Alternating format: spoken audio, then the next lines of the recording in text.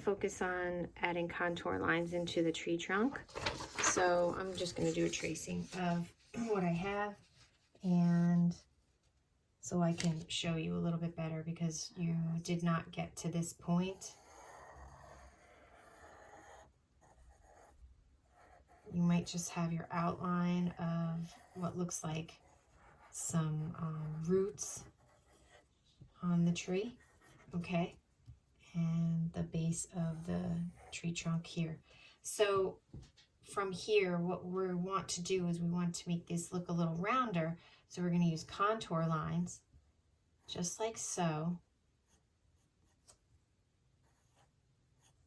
to make this look more like a tube, just like my finger has wrinkles. And if I was to draw my finger realistically, I want to draw these wrinkles and folds in my skin on a contour to follow the shape.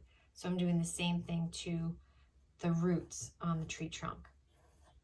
So you're going to want to use some long ones, some short ones, and you can even come from the opposite direction. You just want to make sure that they curve as if you were drawing them all the way across, but they don't quite go all the way across. So you're going to want to do that. And we have these lines here that you're going to want to extend. And then from here, extend another line, not quite all the way to the top, and then this could go maybe up a little higher. And again, in here, you're just going to keep using contour lines, curve, curve.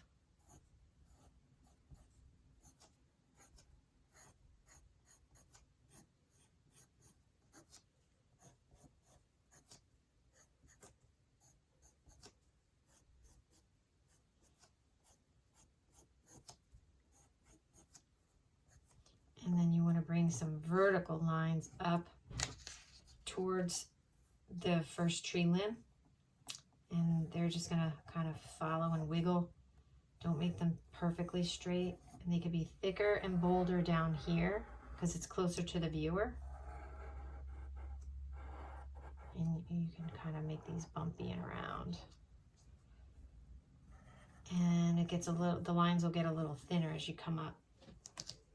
And this could go right off the page, okay? And then we'll put some shading in there too. But for now, we're just gonna use contour lines just to make the roots look really round, tubular, okay? The next step, we are going to come up to the tree limb, and we want to make sure we have that first limb drawn in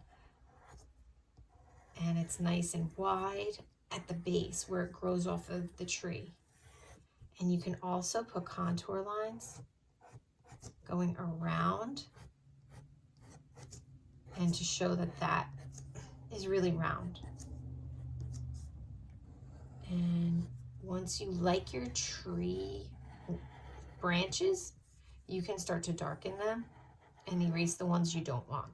If you want to add some, you can for more visual interest. But you definitely want to shore up the lines and you want to make them darker.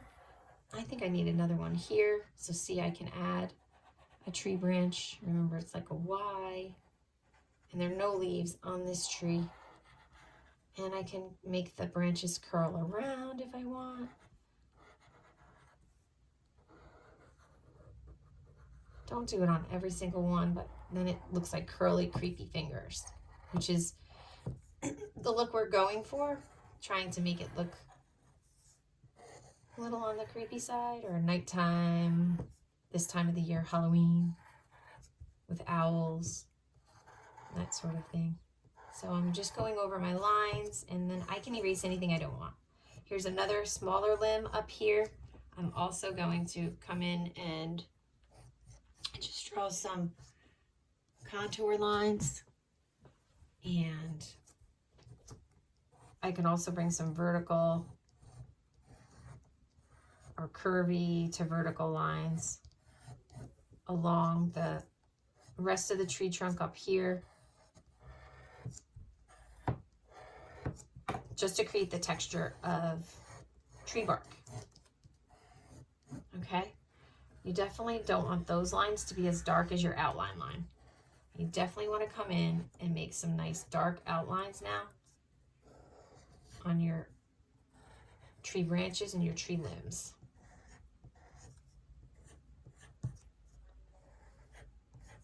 And I use some contour lines on the branches as well. And it's going to make my tree look round. Don't let them go outside the outline of your tree. So I'm darkening my branches, and that's going to pull my tree forward and make everything look like it's a little bit further back. Okay, so we want to make sure that this part of your hill has a darker, thicker outline also. So the first hill or horizon line that we put in should be a little darker and thicker than these other two. And this one that's further back could be a little bit lighter too. And that'll push it back a little bit.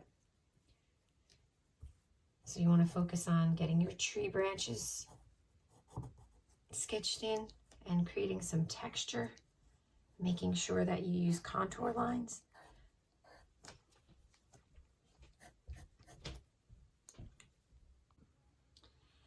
And the last thing we're going to do today is we're going to put the moon in the sky. You can start by putting a circle in your sky lightly, and then you can turn it into a crescent moon if you'd like, or you could keep it as a full moon. I'm going to keep mine as a crescent moon, but just like in Van Gogh's sky, he has these swirling concentric circles going around the moon. You don't have to draw them in pencil, but I just kind of want to show you that that's what we'll be doing with the color when we add our color, okay? You can draw in some of the wind, and you can lightly sketch that until you start liking your shape. I start with a swirly line that almost touches the horizon back here. Swirl it around, and then I'll go back in the other direction so I can make it thicker, like so. Okay, I'm gonna make mine darker. He does have dark outlines on his, so that you can see the direction of my wind. And then I can put some more. I think I'll go underneath my branch instead of like through my branches, so it makes it a little easier for you. And I'm just going to swirl it around. This will be a smaller one. And I'm going to go backwards this way. And I start to make wider from here to here.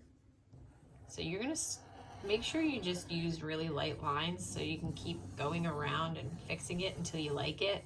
And then you can make your lines darker once you really like the way the wind looks, okay? So you don't want to, press too hard in the beginning. And then remember, you want to definitely darken up your pumpkins, especially the one in the foreground. That's the one that's closest to the viewer. And you want to create some linear texture. You want to use lines to create the texture of the vine handle on the pumpkin. And you'll see this one in more detail. Okay, so you definitely want to darken up. And then we'll be ready for color once you get all of these elements in and your outline's dark. And then you can just come in and you can erase like whatever you don't want. If you had some mistake lines in there, I noticed this, the landscape was still going through some people's trees.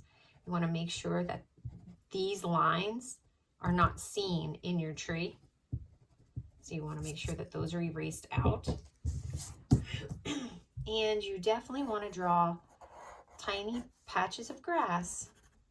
So zigzag and lines, diagonal lines, to draw where your pumpkin is sitting. And it's sitting in the grass, okay? So that's an illusion that you can create by overlapping these lines in front of the pumpkin. So you want to put them there. We'll have to redo them when we add the color, but you want to make sure you know where they are, okay? And we won't be adding any shadows from the moon onto the ground yet. So if you started coloring in shadows underneath your pumpkins, you should erase them. And this is what we should have for this week, and then we can start talking about shading in our pumpkins and making them look realistic. Okay, so have a great day and work on your tree, your branches, your moon, and your wind. I think everything else should be in. And then just re-outline, okay? Have a great day. Bye.